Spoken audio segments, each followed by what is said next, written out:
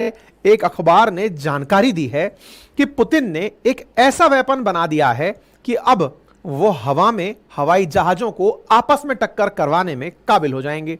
यह खबर छपती है और खबर बनकर आती है कि ऑल अबाउट टोबोल, रशिया का वो सीक्रेट वेपन जो कि हवाई जहाजों को उड़ते उड़ते जाम कर देगा।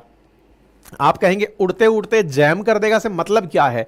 विमान चलते चलते रुक जाएगा क्या? नहीं, दिशा भटक सकता है, और जब विमान दिशा भटक जाएं तो हवा में उड़ते हुए संभव है कि किसी अन्य विमान से टकरा जाएं। सुर्खियां बनती हैं रशिया का सीक्रेट वेपन जिसका नाम टोबोल है, link to jamming of plane signal. यह हवाई जहाजों के सिग्नल्स को जैम कर सकता है। अब सिग्नल जैमिंग कैसे होती है, इसके लिए जरूरी है कि आप इस सेशन को विस्तार से समझें।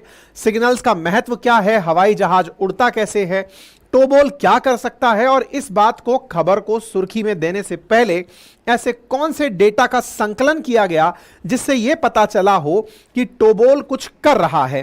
तो ऐसी स्थिति में आज आपको जानकारी देंगे, क्योंकि रूस का सीक्रेट हथियार टोबोल सुर्खियों में है, और यह सुर्खियों में इसलिए भी है कि इससे एलन मस्क को काफी नुकसान हो सकता है। साथियों, जब कोई हवाई जहाज उड़ता है तो आप में से बहुत से लोगों के दिमाग में यह ख्याल तो आता है कि यार इस पायलट को ये नीचे का रनवे कैसे दिख रहा होगा, कि ये रनवे कहां तो खत्म हुआ, कहां तक मुझे इसे लिफ्ट करना है। क्योंकि हवाई जहाज को अगर ध्यान से देखें तो इसकी ये जो निकली हुई नोज है, इसके पीछे कहीं पायलट बैठा हुआ है। उस पायलट को एयर स्ट्रिप और एयर स्ट्रिप से आगे की चीजें तो दिखती नहीं है। हम कार चलाते हैं, बॉनेट से आगे का रास्ता तो दिखता नहीं है, तो इन्हें कैसे पता चलता है कि ये एयर स्ट्रिप के आगे कोई नहीं है और एकदम स्पेस क्लियर है, नीचे कोई दूसरा हवाई जहाज नहीं है जिससे टकराने का डर ना हो। और तो और जब हवाई जहाज हवा में पहुंचता है तो इन शीशों के आगे जो नोज लगी हुई है, उस नोज को अगर ध्यान से देखा जाए तो अगर पायलट इसके अंदर बैठा हुआ है तो ये जो नाक सी लगी हुई है इसके आगे, यहां से वो नीचे भी नहीं देख रहा है कि हाँ भाई कहां पर है भाई एयर स्ट्रिप, कहां उतरना है, रनवे कहां है। यह देखने के लिए पायलट यूं नीचे झुककर तो देखता नहीं है कि हां आ गया भाई, चलो अब ब्रेक लगाओ ब्रेक लगाओ, ऐसी फीलिंग भी तो नहीं होगी। तो कुछ तो ऐसा है जो हवाई जहाज के उड़ने को कंट्रोल करता है। यही जानकारी आपको आज थोड़ा सा समझ लेनी है। मैं कोई आपको हवाई जहाज उड़ने का टेक्निकल सार देने वाला नहीं हूं, लेकिन आम बोलचाल की भाषा में आपको यह पता चल जाए कि हवाई जहाज उड़ते समय क्या क्या बेसिक चीजें होती हैं, उतनी चर्चा कर लेंगे हम, है ना। अपन कोई पायलट ट्रेनिंग इंस्टीट्यूट नहीं चला रहे हैं, लेकिन पुतिन ने क्या बनाया है उसको समझने के लिए कुछ बेसिक जानकारी होना जरूरी है। इसलिए आइए थोड़ा सा प्लेन को समझने का प्रयास करते हैं। हवा में उड़ता है हवाई जहाज, उड़ते समय जो भी पंख पंखड़ियां करती हैं वो सब तो आपको पता होगा ही, क्योंकि उड़ रहा है तो कुछ तो मशीनें काम कर ही रही होंगी। हम अंदर की तरफ चल रहे हैं जहां से कंट्रोल किया जाता है हवाई जहाज को। बैठे हुए दो पायलट, एक मेन पायलट और एक को पायलट, दोनों ही अपने सामने लगी हुई स्क्रीन्स को बहुत ध्यान से पूरे टाइम देख रहे होते हैं। इनके सामने लगी हुई इन स्क्रीन्स पर दिखा रहा होता है कि आपके आसपास क्या कोई दूसरा फ्लाइट है क्या, आपके सामने की स्क्रीन दिखा रही होती है कि क्या कोई सामने टर्ब्यूलेंस है क्या। साथ ही साथ यहां पर लगे हुए गियर बॉक्स इनको उड़ाने में और लिफ्ट करने में मदद करते हैं। इनके सामने एक बड़ा सा पैनल लगा हुआ होता है, जिस पैनल के माध्यम से फ्लाइट चलाते समय पायलट को बहुत सारे संदेश प्राप्त हो रहे होते हैं।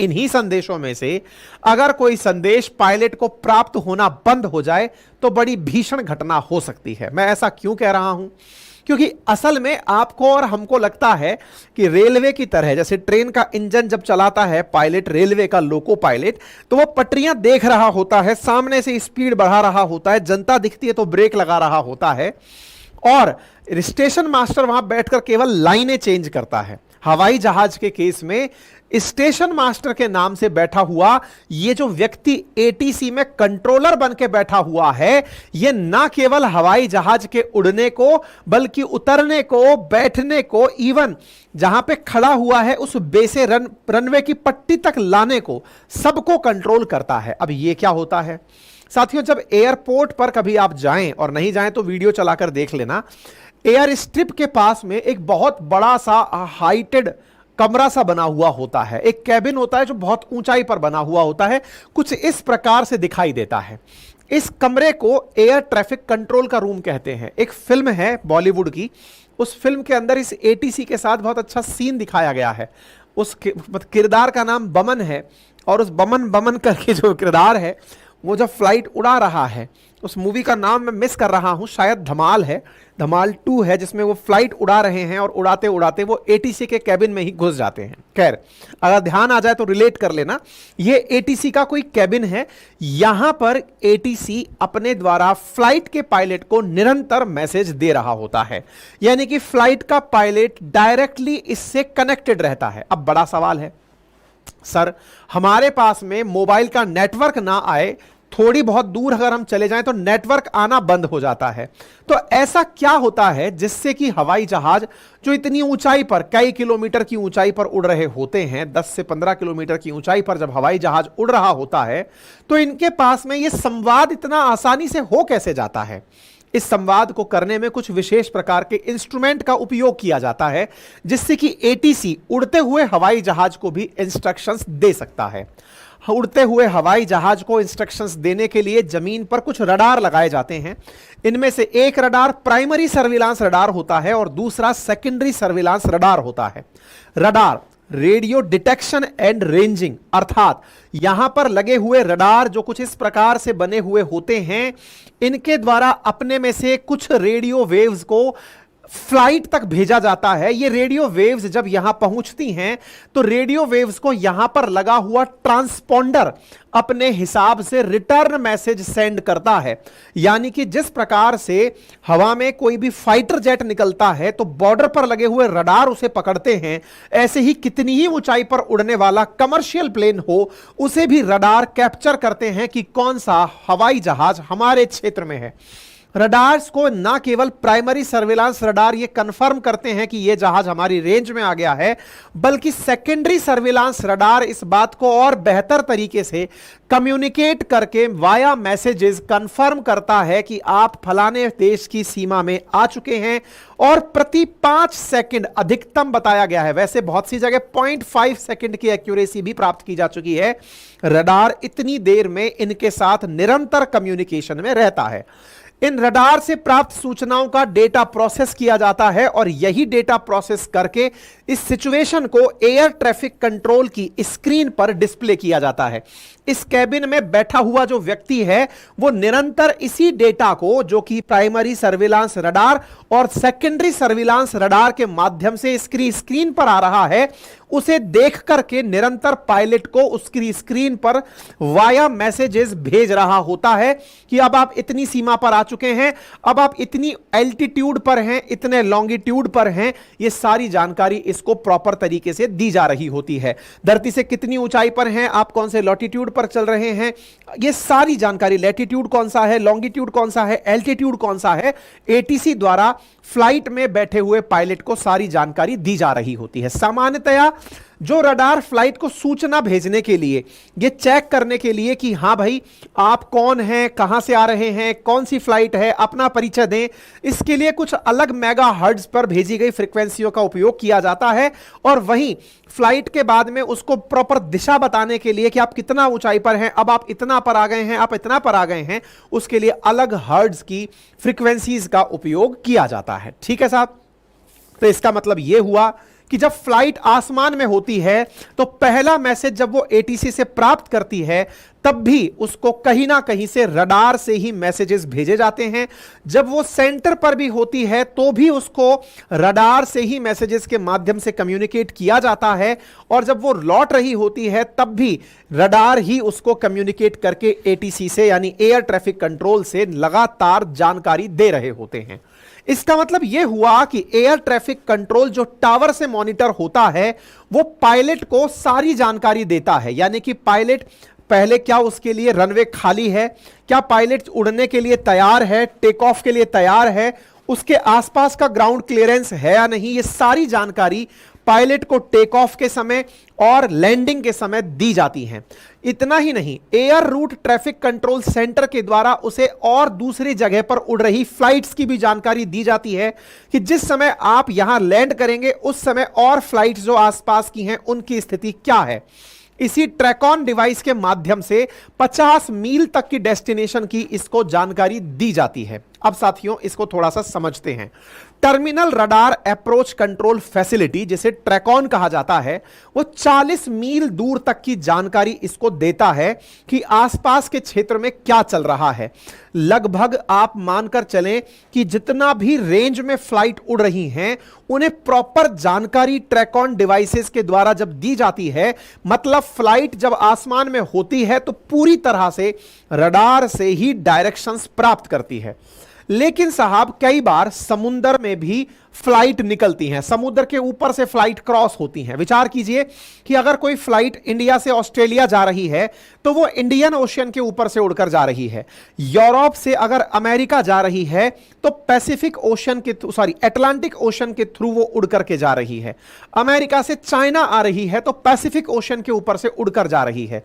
तो फिर ऐसी ट्रैकॉन डिवाइसेस तो लगा ही नहीं पाएंगे, नीचे जमीन पर लगाओगे कहां इन डिवाइसेस को। ऐसी स्थिति में फ्लाइट को कम्युनिकेट किया जाता है सैटेलाइट्स के माध्यम से, जो पूरी दुनिया में उड़ रहे हैं। उन सैटेलाइट्स के माध्यम से फ्लाइट्स को मैसेजेस भेजे जाते हैं, जिन ट्रांसपोंडर्स के माध्यम से भेजा जाता है उन्हें एडीएस-बी रिसीवर और एडीएस-बी आउट ट्रांसमीटर के नाम से जाना जाता है।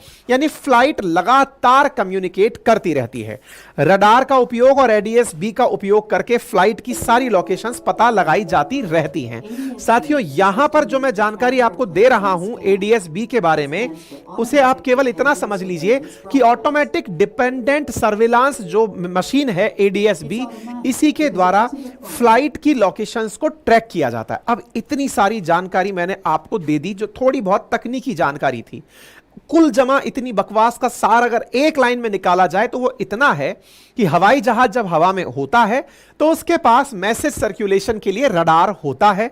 अगर धरती पर नहीं है, आसमान से है, तो सैटेलाइट होती है। कुल मिलाकर हवाई जहाज अगर आसमान में है तो वो अनाथ नहीं है, उसके पास में सिग्नल्स जा रहे हैं और रेगुलर सिग्नल्स जा रहे हैं। 0.5 सेकंड तक में भी उस तक सिग्नल जा रहे होते हैं। अगर सिग्नल खो गया तो समझिए फ्लाइट खो गई। अब चर्चा आती है आज की। आज हम जो चर्चा कर रहे हैं टोबोल की, वो असल में है क्या? सोचिए कि रडार के द्वारा भेजा गया सिग्नल फ्लाइट को अगर किसी के द्वारा अवरुद्ध कर दिया जाए। विचार कीजिए कि जब फ्लाइट को रडार से मैसेज भेजे जा रहे हों, उसी समय कोई व्यक्ति एक और ऐसा रडार वहां लगा दे जो ऐसी की ऐसी रेडियो वेव हवाई जहाज को भेजे, लेकिन उसमें संदेश कुछ और हो। यानी कि इस विमान के पास जा रहा जो संदेश है, रेडियो वेव है, उसमें गलत फ्रीक्वेंसी पर गलत नोट्स भेज दिए जाएं तो विमान दिशा भ्रम की स्थिति में हो सकते हैं। यही खबर बनती है दासन की, जो लिखता है jam and blast Putin top secret jamming weapon Tobol could be behind thousands of British holiday flights being attacked by Russia। Russia के द्वारा ब्रिटिश फ्लाइट्स को अटैक करने के लिए टोबोल का उपयोग किया जा सकता है। साथियों, रशिया से कनेक्टेड यूरोप की जो फ्लाइट्स हैं, उन्होंने हाल ही में रूसी टेक्नोलॉजी के एक वेपन टोबोल का हाल ही में यूज देखा है। ऐसी बहुत सारी ब्रिटिश फ्लाइट्स हैं जिन्होंने यह फील किया कि उनके रडार से प्राप्त होने वाले जो मैसेज थे वो एज प्योर एज प्रीवियस नहीं थे, उनमें किसी प्रकार की मिलावट थी और वो मैसेजेस फ्लक्चुएट हो रहे थे। अक्सर आपने कई बार एग्जाम में सुना होगा कि जब एग्जाम हो रहे होते हैं तो एग्जाम हॉल के बाहर जैमर लगा दिया जाता है। वो जैमर जो कि डिवाइसेस के पास में किसी भी प्रकार का इलेक्ट्रोमैग्नेटिक रेडिएशन नहीं पहुंचने देता। आपने जैमर्स की खूबी सुनी होगी, एग्जाम सेंटर पर आपका कोई फोन काम में ना आ जाए इसलिए उसके आसपास जैमर लगा दिए जाते हैं। इन तरह का ही अगर जैमर सोचिए हवाई जहाज के रास्ते में ना लगाकर, बल्कि वैसा ही कोई और मैसेज भेज दिया जाए जिसके भरोसे हवाई जहाज उड़ रहा है, उसका रास्ता भटका दिया जाए, तो सोचिए वो जैम की स्थिति कितना जबरदस्त घातक होगी। विचार कीजिए कि उससे हवाई जहाजों को कितना भीषण नुकसान हो सकता है। साथियों, खबर है सन ने अपने अखबार में छापा है, द सन नामक जो अखबार है उसने छापा है कि लगभग 4000 फ्लाइट्स ने हाल ही में ऐसे ही जैमिंग को फील किया है, जो कि एक्सट्रीमली डेंजरस है। आप यहां पर कुछ खबर को इस प्रकार से देख सकते हैं। सन investigation with the website gpsjam.org के हिसाब से पता चला है कि 32,000 फ्लाइट जो कि यूरोप में उड़ रही थी, उन्हें सस्पेक्टेड इलेक्ट्रॉनिक वारफेयर अटैक अक्टूबर से सहन करने पड़ रहे हैं। याद करिए, अक्टूबर बड़ा खास है युद्ध के लिए, जब से रशिया यूक्रेन ने हीट पकड़ा है। मतलब यह है कि अल्टीमेटली वेस्टर्न वर्ल्ड को यह खबर लगती है कि रशिया उनके बहुत सारे सिग्नल्स को जैम कर रहा है। अब इस जैम में खबर यूरोप वालों को कैसे मिली, अब उस पर चलते हैं। देखिए, अगर आप यूरोप को ध्यान से देखें तो रशिया का आधा हिस्सा भी यूराल पर्वत से पश्चिम का हिस्सा यूरोप में आता है। साथियों, यहां पर अगर यूरोप के कुछ प्रमुख देश देखें तो उनमें Germany, Poland, UK, Norway, Denmark, इन्हें अगर आप देखते हैं तो यहां पर एक छोटा सा हिस्सा है जो कि आप रेड होता हुआ देख रहे हैं। साथियों, अगर आपको रशिया का मैप दिखाया जाए तो यहां बाल्टिक कंट्रीज के साथ साथ आपको रूसी मैप दिखाई पड़ता है, लेकिन इन्हीं देशों में से एक छोटी सी जगह यहां पर पोलैंड और लिथुआनिया के बीच में रूस के पास है, जिसे आप यहां पर कैलिनग्राड के नाम से जानते हैं। साथियों, बाल्टिक कंट्री है लिथुआनिया और इधर एक देश है पोलैंड, इनके बीच में एक छोटा सा टुकड़ा है जो रूस का है। बाल्टिक सी में वो अपना मुखड़ा खोलता है। लगभग 10 लाख लोग यहां निवास करते हैं। कैलिनग्राड को रूस के द्वारा अपने खुद के सिक्योरिटी के लिए उपयोग में लिया जाता है। कहा जाता है कैलिनग्राड में बड़ी संख्या में वेपन्स रूस संग्रह करता है। कल को अगर कोई देश रशिया पर आक्रमण करे तो रशिया ने अपना एक छोटा सा हिस्सा कैलिनग्राड के नाम से बाल्टिक सी में बनाया हुआ है, जहां पर हैवी डिफेंस है, यहां पर बड़ी सारी सुरक्षा एजेंसीज लगी हैं। इंटरेस्टिंग बात क्या है, दुनिया भर की फ्लाइट जब यहां से उड़कर के कैलिनग्राड के आसपास से निकली तो उन्होंने कुछ विचित्र सीन देखा। कैसा सीन देखा, जरा यहां पर तस्वीरें देखते हैं। तस्वीरों को अगर आप ध्यान से देखें तो यह कैलिनग्राड का ऊपर से जूम करके लिया गया फोटो है। यहां पर दो आपको डोम सदृश बॉल जैसी संरचनाएं दिखाई दे रही होंगी। आपको यहां पर यह व्हाइट कलर, जिसको मैंने रेड कर दिया, ऐसी दो बड़ी बड़ी विशालकाय बॉल जैसी संरचनाएं दिख रही होंगी। कैलिनग्राड में रखी हुई इन्हीं बॉलों के बारे में कहा जा रहा है कि ये वो रडार हैं जो रूस के द्वारा उपयोग में लिए जा रहे हैं यहां से गुजरने वाली फ्लाइट्स को कंट्रोल करने के लिए। इंटरेस्टिंगली एक और चीज यहां देखने योग्य है कि कैलिनग्राड ज्यादा दूर नहीं है यूक्रेन से। बेलारूस, कैलिनग्राड, यूक्रेन, ये लगभग एक ही क्षेत्र में पड़ने वाले देश हैं। कहा जाता है कि यूक्रेन के द्वारा रूस पर हमला करने के लिए, साइबर अटैक करने के लिए, या फिर वो मिसाइल जो कि सैटेलाइट से मैसेज प्राप्त करके हमला करने जाती हैं, उनके अंदर सैटेलाइट नेविगेशन को अगर कैलिनग्राड में रखा हुआ ये टोबोल दिशा भटका दे तो मिसाइल अपने टारगेट पर हमला नहीं कर पाएगी। साथियों, आजकल गाइडेड मिसाइल का जमाना है। आप एक बार अपने द्वारा लोकेशन सेट कर दें कि मिसाइल को यहां जाके गिरना है या फिर इस टारगेट पर हमला करना है, और अगर टारगेट मूव भी करता है तो वो मिसाइल उसके पीछे पीछे मूव करके उसे मार गिराती है। विचार कीजिए कि मिसाइल को प्राप्त होने वाला संदेश ही अगर किसी ने पॉइजन कर दिया या उसमें कोई मिलावट कर दी या फिर उसको इस प्रकार से भटका दिया कि वो मिसाइल ये समझ ही नहीं पाई कि हमें मैसेज क्या प्राप्त हुआ था, तो वो कारनामा टोबोल के द्वारा एक्सपेक्ट किया जा रहा है। कहा जा रहा है कि रशिया के द्वारा कैलिनग्राड में एयर डिफेंस सिस्टम के अंदर इस जैम और ब्लास्ट टेक्नोलॉजी का उपयोग किया जा रहा है, जो दुनिया में एकदम यूनिक है। द वाशिंगटन पोस्ट ने भी इस बारे में कहा है और कहा है कि यह सैटेलाइट जैमिंग के लिए ओरिजिनल ब्रॉडकास्ट के साथ एक और सिग्नल मिला देते हैं, जिससे उस सैटेलाइट के सभी यूजर्स को घिचपिच डेटा मिलने लगता है, यानी कि डेटा एक दूसरे के साथ में मिक्स एंड मैच हो जाता है, जिसका फाइनली सैटेलाइट से जो संदेश हवाई जहाज तक पहुंचना होता है वो नहीं पहुंच पाता है। विचार कीजिए, युद्ध के दौर में जब हर एक क्षण कीमती होता है, फाइटर जेट्स दुश्मनों पर बम गिराने जा रहे होते हैं, पूरा कम्युनिकेशन सैटेलाइट्स और रडार से चल रहा हो, और उस समय कोई नीचे से बैठकर फर्जी मैसेजेस भेजकर उन सैटेलाइट से प्राप्त मैसेजेस को स्पॉइल कर रहा हो, उनकी दिशा भटका रहा हो, तो युद्ध का स्तर क्या होगा? यही सबसे इंपॉर्टेंट टोबोल की खासियत है।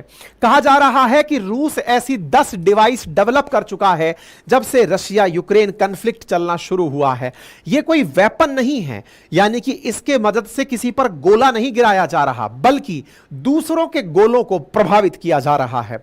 इसका एक और उदाहरण मिला साथियों। आपको मालूम होगा रशिया यूक्रेन युद्ध को अब 2 साल से ऊपर का समय बीत चुका है।